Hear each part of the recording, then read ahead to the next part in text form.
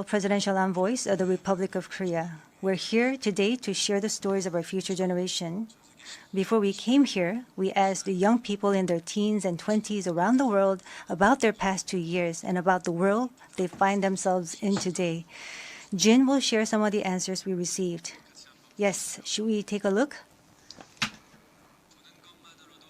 You can feel the good vibes from just looking at these. There were times during the past 2 years when I too felt bewildered and troubled. But still here, we have people who cry out, let's live on, let's make the best of this moment. Because we can't stand still when we are in the ideal time of our lives to take on new challenges. It wasn't as if we could blame anyone, and you must have felt the frustration. Here I'm the same as I was yesterday, but the world changed like we were transported in a flash to a parallel world. I was saddened to hear that entrance and graduation ceremonies had to be canceled. These are moments in life you want to celebrate, and missing out on them must have been upsetting. We were heartbroken when our long-planned concert tours were canceled. And for a while, we yearned for the moments we wanted to make complete. Yes, it was a time for us to mourn for the things that COVID took away from us. A time to discover how precious each and every moment we taken for granted were. Suga mentioned the precious things we'd taken for granted. And lots of people answered our question by sharing pictures of their precious moments. Many people showed how they share their moments with nature. I think during these 2 years, they found dear the time they experienced and care for nature. Yes, but maybe because we feel an encroaching sense of dread that our time on this earth is limited, we just talked about the things we mourn, and I shudder to think about mourning for the earth. Everyone agrees that climate change is an important problem, but talking about what the best solution might be, that's not easy. It's a topic that's tough to make conclusions about.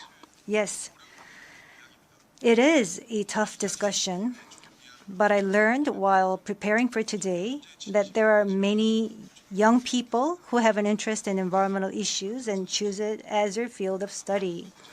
The future is unexplored territory, and that's where we, more than anyone, will spend our time. So these young people were searching for the answers to the question of how we must live that future.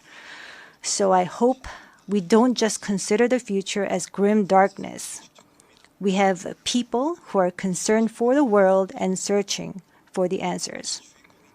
There are still many pages left in the story about us, and I thought we shouldn't talk like the ending's already been written. Of course, sometimes the world seems stuck in place even if you're ready to go. Sometimes it feels like you've lost your way. There was a time when we felt the same way. I've heard that people in their teens and 20s today are being referred to as COVID's lost generation. That they've lost their way at a time when they need the most diverse opportunities and must try new things. But I think it's a stretch to say they're lost just because the paths they tread can't be seen by grown-up eyes. Yes, take a look at these pictures. Here we have many who are trying hard to continue their friendships online in new ways, start learning new things, live healthier lives. I'm sorry, excuse me. 네, 새롭게 공부를 시작하고 더 Yes, these kids are trying to learn new things and trying to figure new things out. They don't look lost. They look like they are finding new courage and taking on new challenges.